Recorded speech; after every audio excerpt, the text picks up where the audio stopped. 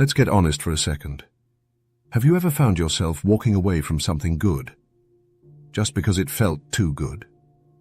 Maybe you were finally in a healthy relationship and then you started picking fights. Or you got a great opportunity at work and suddenly you couldn't stop procrastinating. Or maybe life just felt peaceful for once and you found a way to create chaos, as if calm was something you didn't deserve. That's self-sabotage, and it's more common than you think. Self-sabotage is not weakness. It's not a character flaw. It's a coping strategy your brain learned to protect you. The problem is, it often protects you from the very things you actually want: love, success, rest, connection, peace.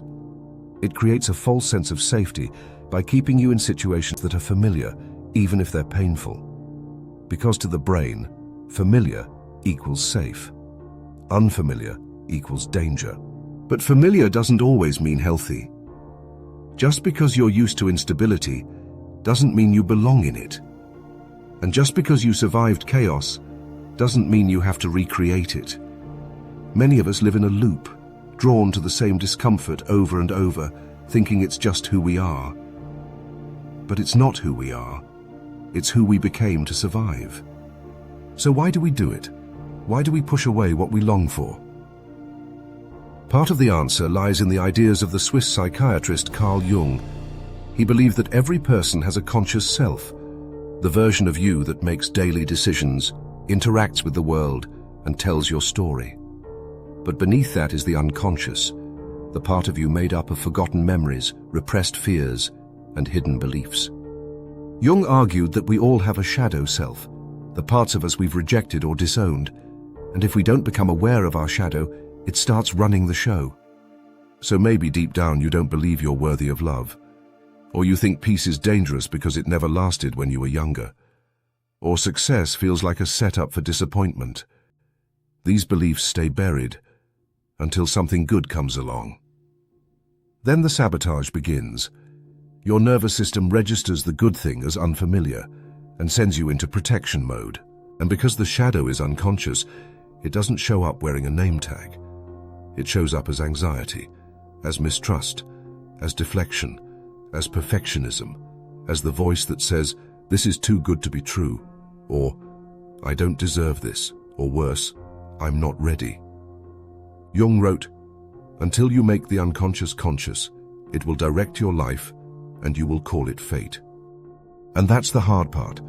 Self-sabotage often feels like fate, like a pattern you just can't break. But it's not fate. It's fear dressed in familiarity. You keep choosing what's familiar, even if it hurts, because the unknown feels scarier than the pain you already know.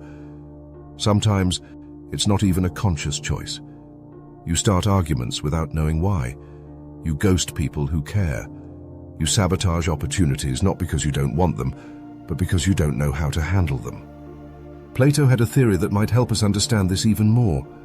In his idea of the divided soul, he said the human soul is split into three parts: reason, spirit, and appetite. Reason is your rational self, the one who wants to grow, heal, evolve. Spirit is your ambition, your drive, your will. Appetite is your base desire for comfort, avoidance, pleasure, or escape. Self-sabotage often happens when reason and spirit are overridden by appetite, when the desire to escape discomfort outweighs your will to grow. So even if you know a relationship is good for you, your appetite for emotional safety might steer you back toward isolation or toward someone more predictable and unhealthy. You might avoid conflict because it feels too risky, or chase conflict because it feels familiar. Either way, you're not listening to reason. You're responding to what you've been conditioned to believe is safe. The more you allow your unconscious appetites to override your reason and spirit, the more you distance yourself from the life you truly want.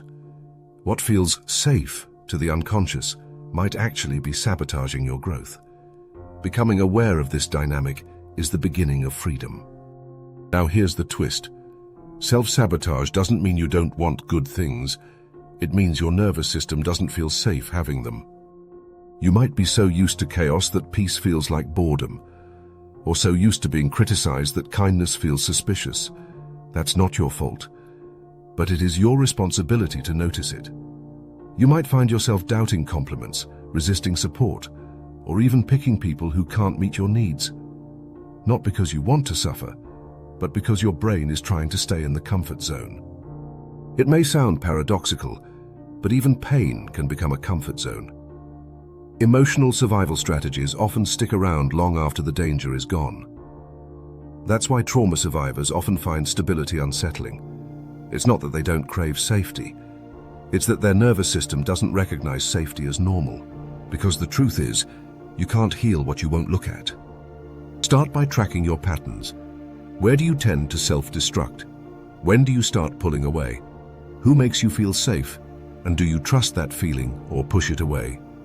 Look at your habits, your relationships, your reactions. Pay attention to moments when you feel the urge to flee, shut down, or sabotage something good. Those are clues. And when you find those patterns, don't meet them with shame. Meet them with compassion. These behaviors were once brilliant survival strategies. They helped you protect your heart, but now they may be protecting you from your future.